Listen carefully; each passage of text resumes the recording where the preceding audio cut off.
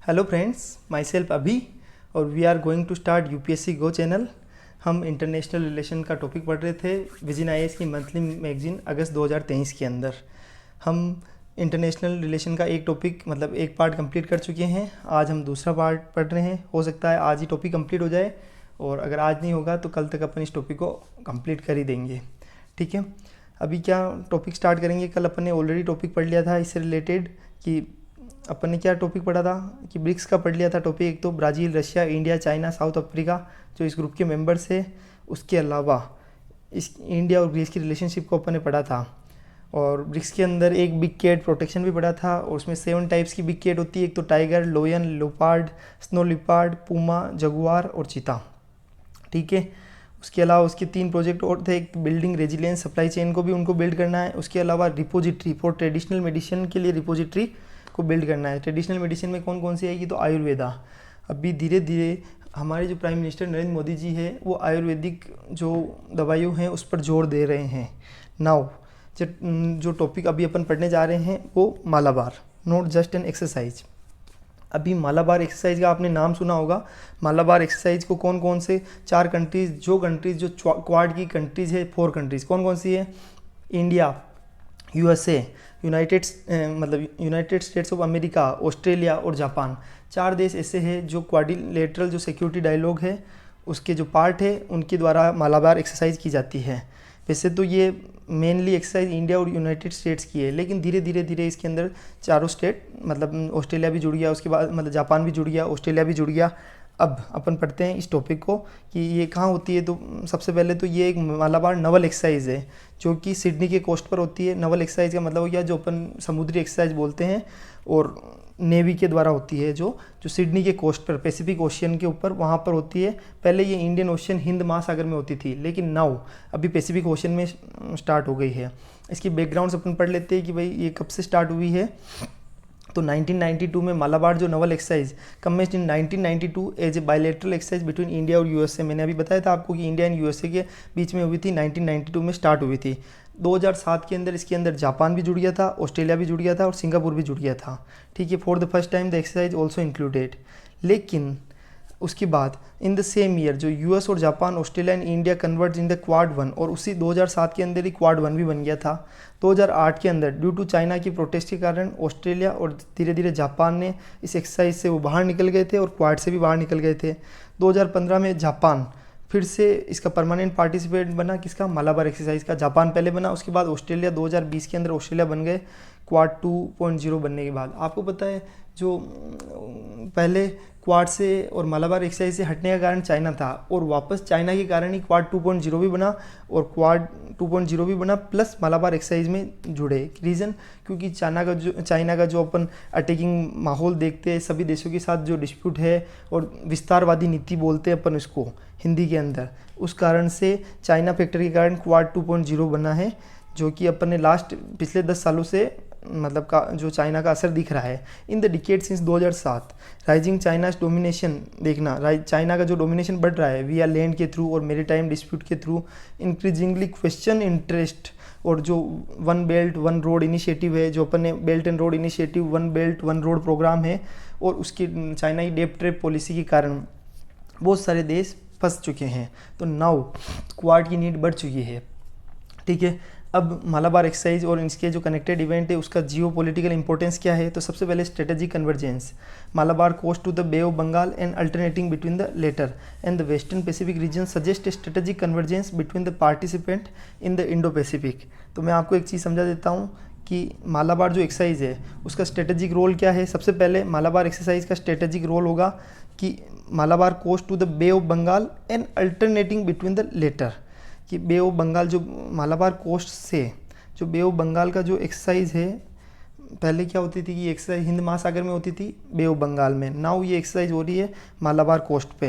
And alternating between the latter the western Pacific region suggest a strategic convergence between the participant in the Indo Pacific, यानी Indo Pacific जो area है उसके अंदर अपने आप की जो स्ट्रॉन्गनेस है उसको मजबूत करना है। उसके अलावा balance of the power, China ने अपनी धीरे धीरे डेप ट्रेड पॉलिसी और चाइना जो वन बेल्ट और वन रोड प्रोग्राम के थ्रू इंडो पैसिफिक रीजन के अंदर जो अपना पग पसार रहा है, उसके लिए बैलेंस ऑफ पावर बनाने के लिए इंडिया इन 4 देशों को साथ में आना जरूरी है। तो नाउ द एक्सरसाइज के थ्रू क्या होगा, चारों देशों में कनेक्टिविटी बढ़ेगी, चारों देशों के आपसी म्यूचुअल जो संबंध है वो सुधरेंगे। उसके अलावा general Indo Pacific stability Quad and जो मालाबार एक्सरसाइज है should be viewed as a major step towards building a sustainable Indo Pacific coalition, यानी एक परफेक्ट इंडो पैसिफिक संगठन तैयार होगा। प्रोटेक्टिंग ग्लोबल कॉमर्स यानी जो विश्व के अलग अलग देश है जिनका एक ही मोटिव है, उन सबको प्रोटेक्ट करना है ग्लोबल कॉमन्स को। The growing instability in the international, जो इंस्टेबिलिटी बढ़ रही है इंटरनेशनल ऑर्डर में, including the weakening of US influence, जैसे जैसे यूएस इन्फ्लुएंस कम हो रहा है किसमें, इंडो पैसिफिक रीजन में, तो makes a strong case for the protection of the global Commons. तो फिर इसके लिए कि जैसे भारत के लिए भी खतरा है, उसके अलावा चाइना की जो पग पसार है यूएस के लिए भी खतरा है, जापान के लिए भी खतरा है, उसके अलावा ऑस्ट्रेलिया, क्योंकि चाइना की सभी देशों के साथ डिस्प्यूट चल रहे हैं। तो now there is a need of the जो ग्लोबल जिसका सेम मोटिव है वहाँ उसको सबको मिलकर काम करना चाहिए। रूल्स बेस्ड इंटरनेशनल ऑर्डर होना चाहिए। क्वाड कंट्रीज है affirm their commitment to uphold the rule of law, कि वो रूल को फॉलो करेंगे। एंड फ्रीडम ऑफ नेविगेशन यानी नेविगेशन की स्वतंत्रता in the international seas and upholding the territorial integrity का सम्मान करेंगे। And sovereignty of all state जब भी ज़रूरत होगी। उसके अलावा establishing trust and military cooperation, यानी सभी देशों के बीच में मिलिट्री कोऑपरेशन और ट्रस्ट को एस्टेब्लिश किया जाएगा, जिसके कारण मतलब सबका इंटरेस्ट बढ़ेगा। Malabar exercise one of the such other initiative like the Indian ocean, एक इंडियन ओशन ड्रीम एसोसिएशन बना हुआ है, एक इंडियन ओशन नवल जो सिम्पोसिज्म बना है इस इशू को एड्रेस करने के लिए, उसी तरह मालाबार एक्सरसाइज भी वर्क करेगी। ठीक है ना, आपको ये चीज़ समझ में आई गई होगी। और मालाबार क्या नाम है, मैं आपको एक छोटी सी चीज़ और बता देता हूँ कि स्ट्रेटजी ये तो हो ही गया है। अब significant of this development for India के लिए डेवलपमेंट की सिग्निफिकेंस क्या है, उसके पहले मैं एक बार पानी पी लेता हूँ। आपको मैं एक छोटा सी चीज़ बता देता हूँ कि पहले क्या होता था कि सबसे पहले मालाबार एक्सरसाइज मालाबार कोस्ट पे होती है, उसके बाद बे ऑफ बंगाल में शिफ्ट हुई, उसके बाद वेस्टर्न पैसिफिक ओशन में जो सिडनी का कोस्ट है वहाँ पे शिफ्ट हुए। ऐसे अल्टरनेट शिफ्टेशन चलता रहता है। उसके कारण क्या बेनिफिट मिलता है कि इंडो पैसिफिक रीजन पर पूरा स्ट्रेटेजिकली कंट्रोल हो सके। Now development of strong maritime orders, जो स्ट्रॉन्ग मेरीटाइम्स ऑर्डर है उस पर development.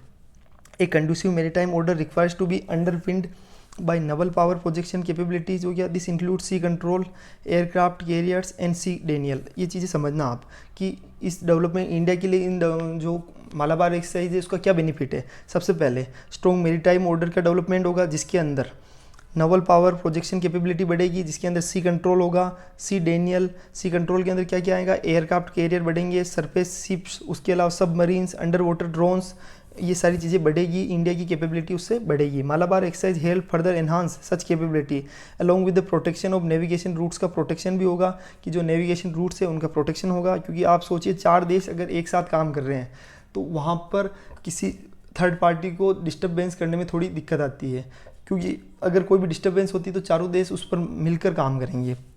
Now, national military capabilities, although the Quad presents objective, its members also actively cooperate to build each other's economic, technological and military capabilities, especially in the context of rising China. तो national military capability भी अपनी बढ़ेगी। उसके अलावा India की सागर policy के लिए भी बेनिफिट है। सागर पॉलिसी मतलब security and growth for all in the region, यानी जो अपना ये इंडो पैसिफिक रीजन है, जो बे ऑफ बंगाल वाला जो रीजन है, उसके अंदर जितने भी अपने पड़ोसी देश है, जो स्मॉल छोटे छोटे देश हैं, उसके लिए एक सागर इनिशिएटिव लेके आया गया है, जिसका नाम है security and growth for all in the region. तो वो अगर विजन को पूरा करना है तो मालाबार एक्सरसाइज उसके लिए बहुत ही सहायक सिद्ध होगी, वो मजबूत करेगी इंडिया की सागर पॉलिसी को। उसके अलावा इकोनॉमिक सिग्निफिकेंस भी है इसका। इकोनॉमिक सिग्निफिकेंस कैसे है कि जैसे जैसे इंडिया की इकोनॉमी ग्रो हो रही है तो उसके लिए लार्जर मेरीटाइम इंटरेस्ट का होना बहुत ज़रूरी है, thus encouraging to look beyond the proximate oceanic space. और उसके कारण क्या है कि अपने को ओशन स्पेस, आपको पता है कि सबसे पहले जब पुर्तगाली आए थे तो उनका पहला काम ही क्या था। जब पुर्तगाली सब शुरुआत में जब इंडिया के अंदर आए थे आज से 400 साल पहले, 1498 में मतलब वास्को डी गामा आया था, उसके बाद धीरे धीरे 1500 से इन्होंने शासन स्टार्ट कर दिया था। तब इनकी सबसे ज़्यादा मजबूत थी नवल सेना, जो मरीन सेना थी, समुद्री सेना सबसे मजबूत थी, और उसका ही इनको बेनिफिट मिला था। खुद अकबर को भी वहाँ पर टैक्स देना पड़ा था एक बार समुद्र में जाने के लिए पुर्तगालियों को। तो सोचिए इसका इकोनॉमिक सिग्निफिकेंस कितना होगा। Now finally, Malabar exercise on the surface of it seems to be address only India's maritime security concern, कि ये इंडिया की maritime security concern को भी एड्रेस करेगा। साथ ही मालाबार एक्सरसाइज से क्या होगा कि एक इंडो पैसिफिक रीजन के अंदर भी एक स्ट्रॉन्गर स्ट्रेंथ वाली बॉडी बनेगी। नाउ दूसरा टॉपिक अपन पढ़ रहे हैं global value chain. Global value chain का मतलब क्या होता है? सिंपल, कि ग्लोबल लेवल पर जो प्रोडक्शन नेटवर्क्स होता है, जो अपन प्रोडक्शन करते हैं, उनको कॉस्ट ऑप्टिमाइजेशन मैनर में और एफिशिएंट प्रोडक्शन करना between different countries, different multiple firms, यानी जो वर्ल्ड वाइड बड़ी बड़ी फर्म्स है, वर्ल्ड वाइड जो कंट्रीज़ है, सब कंट्रीज़ मिलकर अगर कोई प्रोडक्शन मिलकर करती है कॉस्ट ऑप्टिमाइज मतलब कॉस्ट इफेक्टिव मैनर में और प्रोडक्शन एफिशिएंट प्रोडक्शन के मैनर में, तो उसके अलावा तो उसे बोलते हैं ग्लोबल वैल्यू चेन। तो trade and investment ministers of G20 Nations under India's G20 presidency agreed to map global value chains and adopted a G20 generic framework for mapping GVC global value chain। ठीक है, distinct from international trade। ठीक है, अभी मैं आपको ये छोटी सी चीज़ समझा देता हूँ कि सबसे पहले ग्लोबल वैल्यू चेन का मतलब क्या होता है। तो अभी आपको बताया था कि ग्लोबल वैल्यू चेन का मतलब होता है कि एक प्रोडक्शन नेटवर्क अपने को बनाना है वर्ल्ड वाइड लेवल पर, जिसके अंदर मल्टीपल फर्म्स इंक्लूड होगी, मल्टीपल कंट्रीज इंक्लूड होगी, जिसका उद्देश्य होगा कॉस्ट ऑप्टिमाइज तरीके से और प्रोडक्शन एफिशिएंसी को अचीव करना। नाउ इंटरनेशनल ट्रेड से ये डिस्टिंक्ट है। कैसे? कि एक तो होता है ट्रेडिशनल, जो इंटरनेशनल ट्रेड होती थी उसके अंदर क्या होता था कि एक इम्पोर्टर भी फिक्स होता है, एक्सपोर्टर भी फिक्स होता है और सामान वहीं जाएगा। लेकिन नाउ जो ग्लोबल वैल्यू चेन होगी उसके अंदर ये ट्रेड करेंगे क्रॉस बॉर्डर्स मल्टीपल टाइम्स, यानी एक देश से दूसरे देश, दूसरे देश से तीसरे देश, तीसरे से चौथे, पांचवें, छठे, ऐसे। ठीक है, तो इसको बोलते हैं ग्लोबल वैल्यू चेन। अब ग्लोबल वैल्यू चेन का पार्टिसिपेशन जो अपन पढ़ रहे हैं उसके अंदर different countries can participate in global value chain by engaging इन इधर बैकवर्ड और फॉरवर्ड लिंकेज। एक तो होता है बैकवर्ड लिंकेज, एक होता है फॉरवर्ड लिंकेज। तो बैकवर्ड लिंकेज का मतलब क्या होता है? ग्लोबल वैल्यू चेन, इसका मतलब क्या होगा? तो मैं आपको समझा देता हूँ कि जब कोई कंट्री क्या करती है, इनपुट तो बाहर से परचेज करेगी और प्रोडक्शन अपने यहाँ करेगी, तो उसको बोलते हैं बैकवर्ड, यानी पीछे की साइड का काम करना। कि यानी आज आप सोचिए कि अपन कोई आदमी कहीं खड़ा है और अगर इनपुट ले रहा है तो वो हो गया बैकवर्ड, और अगर अपन इनपुट किसी और को प्रोवाइड कर रहे हैं, अगर जो मतलब अपन फॉरवर्ड का मतलब हो गया कि कंट्री सप्लाई कर रही है इनपुट को और जो यूज़ करेंगी प्रोडक्शन के लिए अनदर कंट्री, तो उस जो दूसरी कंट्री है उसके लिए तो बैकवर्ड हो जाएगा और अपने लिए फॉरवर्ड हो जाएगा, क्योंकि अपन इनपुट को बेच रहे हैं। और अगर इनपुट खरीद रहे हैं और प्रोडक्शन अपने यहाँ कर रहे हैं तो उसको क्या बोलेंगे? Backward global value chain.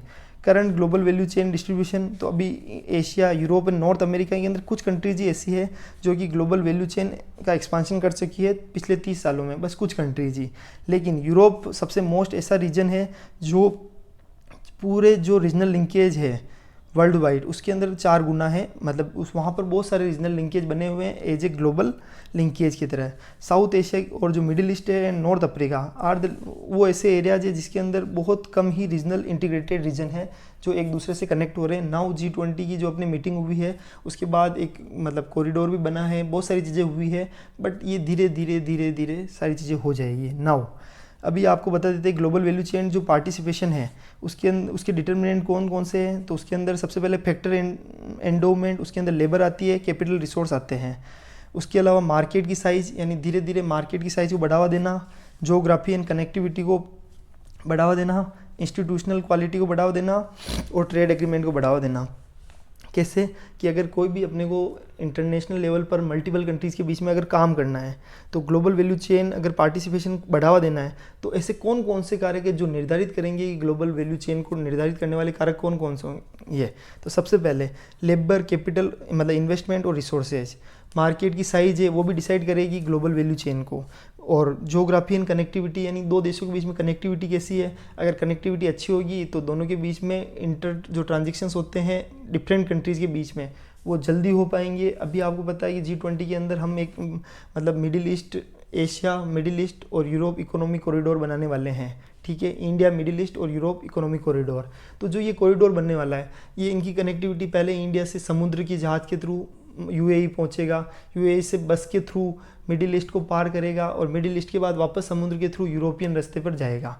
कहने का मतलब ये है कि कनेक्टिविटी बढ़ेगी तभी ग्लोबल वैल्यू चेन भी बढ़ेगा। उसके अलावा इंस्टीट्यूशनल क्वालिटी, यानी जो काम करने वाली उसकी क्वालिटी कैसी है, क्या वो वास्तव में मल्टीपल देशों में काम भी करती है या नहीं करती है, या केवल एक देश में ही काम करती है। और ट्रेड एग्रीमेंट, यानी हमारे इन देशों के बीच में ट्रेड एग्रीमेंट कैसे हो रहे हैं, क्या फ्री ट्रेड एग्रीमेंट है, अगर फ्री नहीं है तो भी एक दूसरे के बीच में ट्रेड हो रही है नहीं हो रही है। अभी भारत और पाकिस्तान के बीच में ट्रेड बंद थी, तो उसका क्या कारण है कि हमारे बीच में जो वॉर वाली सिचुएशन आ चुकी थी एयर स्ट्राइक के बाद, और तब से हमारे बीच में थोड़ी ट्रेड कम हो गई थी। तो अगर ट्रेड एग्रीमेंट में कुछ दिक्कत है तो फिर ग्लोबल वैल्यू चेन पार्टिसिपेशन कैसे होगा। बट मैं सिर्फ एग्जाम्पल के लिए बोल रहा हूँ, बाकी पाकिस्तान से नहीं हो रहा है तो अच्छा ही है, क्योंकि मैं भी उसके पक्ष में नहीं हूँ। बट एज ए मोरल अगर वी विल डिस्कस, तो हमने तो हमारी तरफ से ट्राई किया है, लेकिन पाकिस्तान अपने तरीका नहीं बदलना चाहता है, तो क्या कर सकते हैं। Now we should go ahead on our topic. ये टॉपिक ऐसा है जो हॉट टॉपिक है चलो next, current global value chain distribution अपन ने पढ़ ही लिया है। नाउ ग्लोबल वैल्यू चेन जो पार्टिसिपेशन है फॉर कंट्रीज़ के लिए, अगर सारी कंट्रीज़ मिलकर ग्लोबल वैल्यू चेन बनाती है तो उसकी सिग्निफिकेंस क्या है। तो सबसे पहले इकोनॉमिक ग्रोथ होगी, ग्लोबल इकोनॉमी की इकोनॉमिक ग्रोथ होगी। उसके अलावा कंट्रीज स्पेशलाइज इंडस्ट्री पर फोकस कर सकती है, जैसे कि हर एक देश का अपना अपना कोई न कोई रिसोर्सेज में सब स्ट्रॉन्ग है, तो वो उस पर फोकस कर सकते हैं। इससे क्या होगा, ग्लोबल कनेक्टिविटी वैसे भी है, तो जो जिस चीज़ में स्पेसिफिक है वो प्रोवाइड कर सकता है। Now achieving economies of scale in rich निश एरिया, यानी एक स्पेसिफिक सेगमेंट के अंदर एक स्पेसिफिक प्रोडक्ट का यूज करके अपन इकोनॉमीज ऑफ स्केल, एक ही प्रोडक्ट के अंदर अपन मल्टीपल स्केल पर जा सकते हैं। और मतलब एक फिक्स सेगमेंट के अंदर कि इस सेगमेंट को ये चीज़ चाहिए, तो उस प्रोडक्ट की अपन अलग अलग स्केल पर जा सकते हैं। अपॉर्चुनिटी फॉर टेक्नोलॉजी, और वो तभी जा सकते हैं जब दो देशों के बीच में कनेक्टिविटी होगी। यूरोप के अंदर अपने मसाले बहुत बिकते हैं, तो अपन मसालों में भी अलग अलग कैटेगरी ला सकते हैं, लेकिन कनेक्टिविटी होगी तभी वो बिकेंगे। नाउ फटाफट अपन आगे टॉपिक पे बढ़ते जाते हैं। Opportunity for technology transfer, technology transfer के लिए अपॉर्चुनिटी है अच्छी कि तभी टेक्नोलॉजी ट्रांसफर होगी जब ग्लोबल वैल्यू चेन मतलब पार्टिसिपेशन होगा। उसके अलावा इंक्लूसिव एंड सस्टेनेबल ग्रोथ को बढ़ावा मिलेगा। एनवायरनमेंट अफेक्ट करेगी, remain distributed across the value chain along with standardisation of mitigation practices. तो एनवायरनमेंट इफेक्ट एनवायरनमेंट की जितने भी एनवायरनमेंट इफेक्ट्स रिमेंस डिस्ट्रीब्यूटेड, और जो एनवायरनमेंट्स के इफेक्ट है वो भी डिस्ट्रीब्यूटेड होंगे, क्योंकि एक जगह सारा काम होगा तो वो क्या वहाँ जैसे एक ही जगह सारी इंडस्ट्रीज़ है तो वो पूरी जगह ख़राब हो जाएगी। नहीं तो मल्टीपल एरियो में अगर इंडस्ट्रीज डिवाइड होगी तो पर्यावरण भी उसको एडजस्ट करने लायक होगा। नाउ उसके बाद risk and challenges, global value chain participation के रिस्क और चैलेंजेस क्या है। तो सबसे पहले तो इकोनॉमिक गैप्स, कि ऐसी कंट्रीज जीवीसी अपन ग्लोबल वैल्यू चेन में अगर 10 कंट्रीज़ है इंक्लूड है एग्जाम्पल, तो उसमें से अगर 5 कंट्रीज ऐसी है जो बहुत ही ज़्यादा मतलब लिस्ट डेवलप्ड है और 5 कंट्रीज ज़्यादा ही डेवलप्ड है, तो लिस्ट डेवलप कंट्रीज़ को क्या होगा, लो वैल्यू एडेड एक्टिविटी में उनका ध्यान जाएगा, क्योंकि वो इन्वेस्टमेंट तो कर नहीं सकती। तो जो लो वैल्यू एडेड एक्टिविटी तो उनको मिल जाएगी, और high value added activity developed countries को मिल जाएगी। तो there is an economic gap हो सकता है बिटवीन कंट्रीज़ के बीच में। और रिस्क ऑफ एक्सटर्नल शॉक्स, कितनी बार क्या होता है कि एक कंट्रीज़ के अंदर मतलब लोकल इकोनॉमी, जैसे कि ग्लोबल वैल्यू चेन पार्टिसिपेशन से क्या होगा, लोकल इकोनॉमी का बढ़ावा तो मिलेगा, लेकिन कितनी बार क्या होता है कि एक कंट्री का इफेक्ट दूसरी कंट्री पर भी पड़ता है, तो उसके कारण डिपेंडेंसी इंक्रीज हो जाएगी और वल्नरेबिलिटी भी बढ़ जाएगी। जैसे कि अभी रशिया और यूक्रेन वॉर हुआ था, तो रशिया यूरोपियन यूनियन को 80% जो गैस की सप्लाई करता है वो रशिया करता है। अब आप सोचिए कि रशिया और यूक्रेन की वॉर से गैस के दाम कितने बढ़ गए थे। तो ये एक तरह से अचानक दूसरी कंट्रीज को, जो छोटी कंट्रीज है उनके लिए शॉकिंग न्यूज़ भी हो सकती है। ठीक है, इन्फ्लेशन लिंकेज एक देश का प्रभाव दूसरे देश पे पड़ेगा। जब आपको पता है कि स्टॉक मार्केट में, इंडिया की स्टॉक मार्केट में फॉरेन इन्वेस्टर्स इन्वेस्ट करते हैं तो स्टॉक की प्राइस बढ़ जाती है, वो हट जाते हैं तो स्टॉक की प्राइस कम हो जाती है। वैसे ही अगर ग्लोबल वैल्यू चेन के अंदर एक दूसरे के देशों का जो इन्फ्लेशन का प्रभाव भी रहेगा कि मतलब डिमांड और सप्लाई दूसरे देशों के अंदर इन्फ्लेशन को बढ़ा सकती है। ठीक है, inflation linkage, inflation in one country is more likely to spill over to the direct and indirect trading partners. Gaps in GVC participation, GVC जो participation global value chain participation उसके अंदर भी gaps हो सकता है। There exists a significant gap between the ability of developing and developed countries in GVC participation. GVC participation के बीच में क्या होगा, developed countries और developing countries के बीच की जो ability है उसके बीच में एक significant gap हो सकता है। और गैप के अंदर क्या होगा, promote and linkage between foreign enterprise and domestic companies, particularly MSME. Challenges to MSME, MSME को भी चैलेंजेस हो सकता है। मैं आपको एक छोटी सी चीज़ समझा देता हूँ कि मतलब आपको एक छोटी सा टॉपिक बता रहा हूँ कि चैलेंजेस टू MSME, MSME का होता है माइक्रो स्मॉल मीडियम एंटरप्राइज है, तो उसके लिए भी खतरा है, क्योंकि आप ग्लोबल फर्म्स जब एक जैसे इंडिया के अंदर अगर ग्लोबल फर्म्स आ जाएगी सारी, तो जो छोटी मतलब जो फर्म्स है वो उनके साथ compete नहीं कर पाएगी, तो उनके लिए भी एक तरह से ये वल्नरेबल है, उनके लिए खतरा है कि वो अगर उनके सिग्निफिकेंट प्रेशर को सहन नहीं कर पाई तो उनको वो डिसरप्ट हो जाएगी। ठीक है, फाइनली अभी अपन इस टॉपिक से मतलब ये इसके बाद एक G20 generic framework for mapping global value chain. Global value chain को मैप करने के लिए अभी जो G20 मीटिंग हुई थी, मतलब उसके अंदर क्या हुआ, एक G20 generic framework for mapping global value chain को मैप करने के लिए एक G20 जेनेरिक फ्रेमवर्क बनेगा। वो क्या है, एक तो वॉलेंटरी है, एक नॉन बाइंडिंग है जेनेरिक मैपिंग फ्रेमवर्क। और उसके अंदर क्या क्या, एक तो सबसे पहले डेटा, जो GVC रेजिलियंस फ्रेमवर्क है should be based on collecting timely high quality sectoral data, कि हाई क्वालिटी एक सेक्टरल डेटा को कलेक्ट किया जाएगा। And voluntary providing firm level data, और वॉलेंटरी जो फर्म लेवल डेटा प्रोवाइड करना पड़ेगा। ठीक है, दूसरा एनालिसिस भी करना है ग्लोबल वैल्यू चेन की जो कॉम्प्लेक्सिटी, ग्लोबल वैल्यू चेन की जो नेसेसिटीज़ है, उनकी जो कॉम्प्लेक्सिटी है वो क्या करेंगे, मॉडल्स का यूज करेंगे, इंडिकेटर्स का यूज करेंगे, जो प्रोवाइड करेंगे की insights from such GVC data.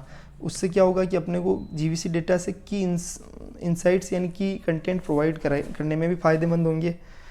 मेरी बात सुनो, मैं आपको ये क्या समझा रहा हूँ कि G20 का एक जेनेरिक फ्रेमवर्क बना हुआ है, फ्रेमवर्क बनेगा जिससे क्या करेंगे अपन ग्लोबल वैल्यू चेन को मैप करेंगे कि कैसे ग्लोबल वैल्यू चेन में किन देशों का कैसे पार्टिसिपेशन होगा, कैसे है, उसके लिए एक प्रॉपर डेटा को कलेक्ट करना पड़ेगा।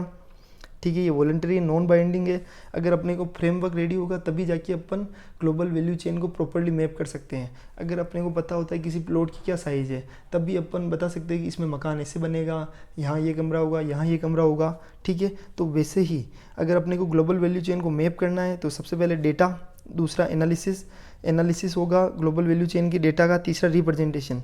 Global value chain resilience framework should use advance technology का यूज करना चाहिए, टूल्स का, जिसका काम क्या होगा, अंडरलाइंग वो पैटर्न्स बनाएंगे from data analysis in a user friendly manner, और इससे क्या होगा, ग्लोबल वैल्यू चेन की मैपिंग होगी। Now by incorporating these in building blocks को इनकॉर्पोरेट करके framework can help in the identification, याद देखो सुनना, framework can help in the identification of the sectors and produce critical to the global value chain resilience.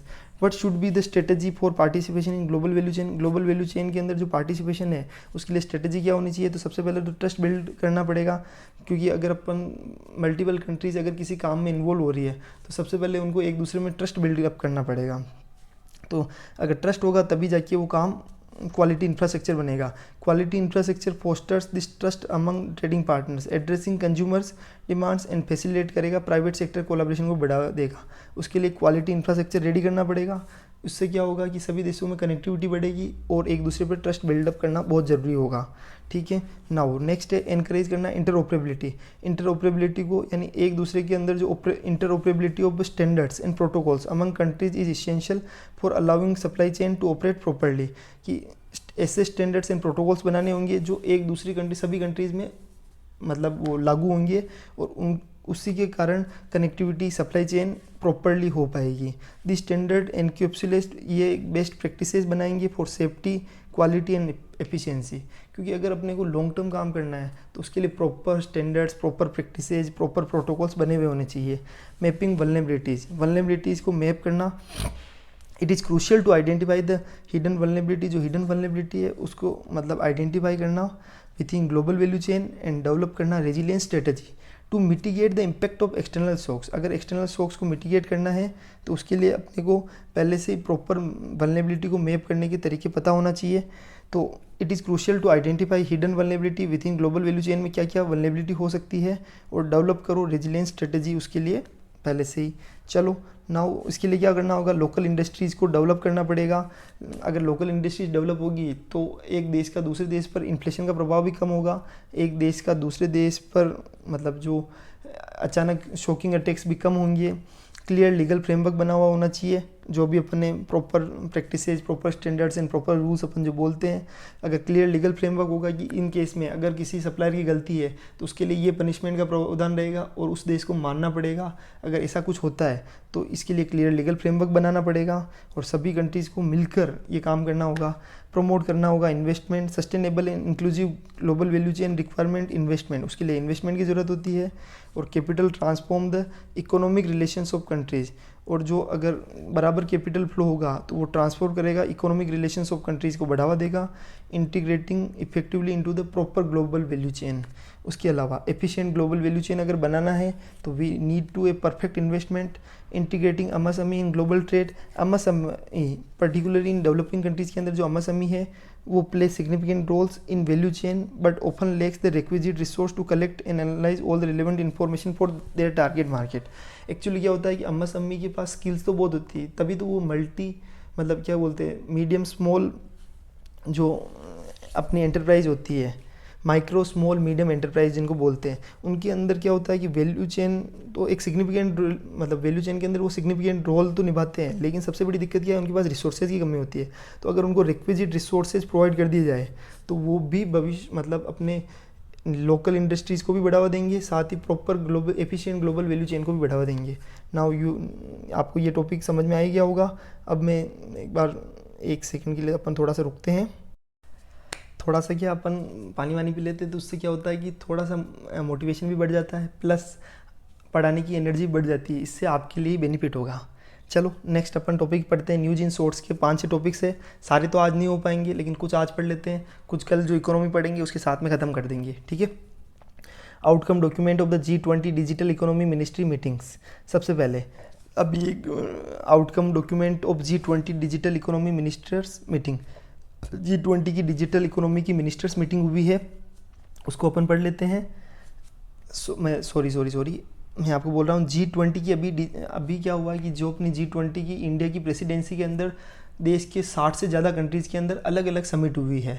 जो G20 की जो main summit है वो तो अभी सितंबर में होगी, 9 सितंबर से लेके 11 सितंबर के आसपास है डेट, मतलब थी जो अभी निकल गई है, तो 9 से 11 डेट थी, लेकिन 9 और 10 की थी, लेकिन उससे पहले भी इंडिया की 60 कंट्रीज़ में अलग अलग G20 की कोई बिजनेस लीडर्स हुई है, कोई डिजिटल मीटिंग हुई है, डिजिटल इकोनॉमी की, ऐसे अलग अलग टाइप की और बिजनेस मीटिंग्स हुई है, सो मेनी मीटिंग्स हुई है। तो जो आउटकम डॉक्यूमेंट निकला है किसका, G20 digital economy ministers meeting, जो डिजिटल इकोनॉमी जो मिनिस्टर्स की मीटिंग हुई G20 की, उसकी आउटकम डॉक्यूमेंट अपन अब उसके मतलब उसके क्या क्या डॉक्यूमेंट बाहर निकल के आए हैं। तो सबसे पहले डिजिटल पब्लिक इंफ्रास्ट्रक्चर, एक digital public infrastructure G20 framework for system of DPI, A voluntary and suggested framework for development deployment and governance of DPI।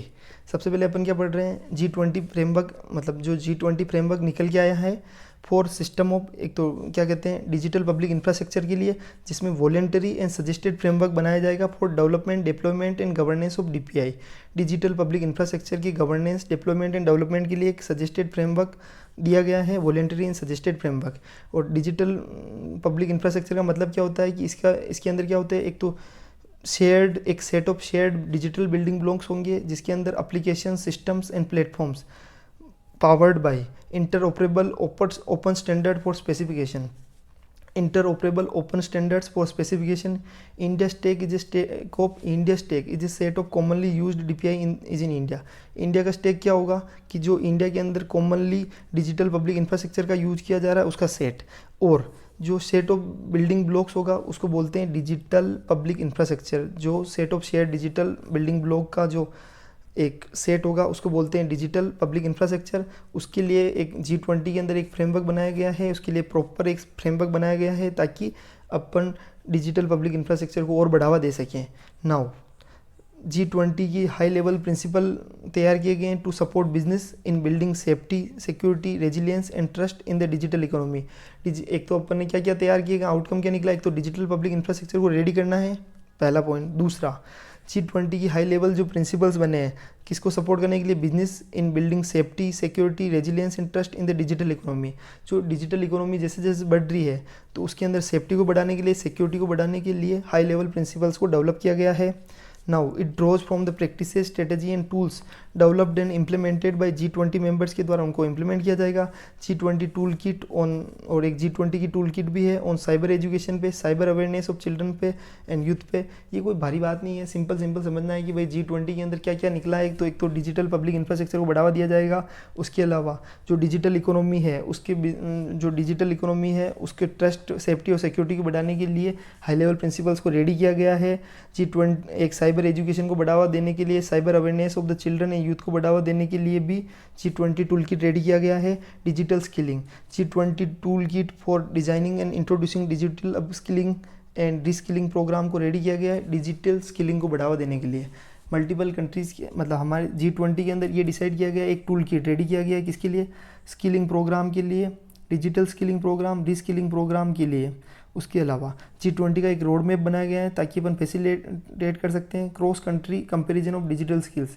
जो क्रॉस कंट्री डिजिटल स्किल्स को कंपैरिजन करने के लिए भी एक रोड मैप तैयार किया गया है, जिससे क्या फ़ायदा मिलेगा, जॉब रोल्स को बढ़ावा मिलेगा, डिजिटल स्किल को बढ़ावा मिलेगा, रिलेटेड क्रेडेंशियल लोगों की आत्मशक्ति में को बढ़ावा मिलेगा। ठीक है, ये टॉपिक मेरे हिसाब से आज के लिए सफिशिएंट है। अपने बच्चे रिमेनिंग टॉपिक्स अपन कल पढ़ेंगे, उसमें अपन क्या करेंगे, इंटरनेशनल रिलेशंस और कुछ इकोनॉमी के टॉपिक्स देख लेंगे। इसी के साथ आज का चैप्टर क्लोज होता है। आपको अगर मेरी स्पीड स्लो लगती है तो आप 1.25 पे करके देख सकते हैं। और अगर कुछ भी आपको इस टॉपिक में इश्यू आता है तो मुझे प्लीज़ चैनल को सब्सक्राइब कीजिए, शेयर कीजिए और कमेंट कीजिए। अपन उस पर तुरंत कार्रवाई करेंगे और धीरे धीरे आपको लग रहा होगा कि मतलब अपन और भी नई नई चीज़ें पढ़ेंगे। धीरे सारी चीज़ें अच्छे से हो जाएगी। बस आप इस टॉपिक को कंटिन्यूटी पढ़ते जाइए। और एक बाद में अपन लास्ट में एक ऐसा रिवीजन लेक्चर भी ट्राई करेंगे कि ऐसा कुछ पॉसिबल हो जिससे सारी चीज़ें जल्दी से शॉर्टली एक बार पढ़ ले। लेकिन उसके लिए एक बार फुल प्रूफ पढ़ा हुआ होगा तो शॉर्ट में पढ़ना और समझना आसान होगा। ठीक है, थैंक यू सो मच। जय हिंद, जय भारत, भारत माता की जय हो।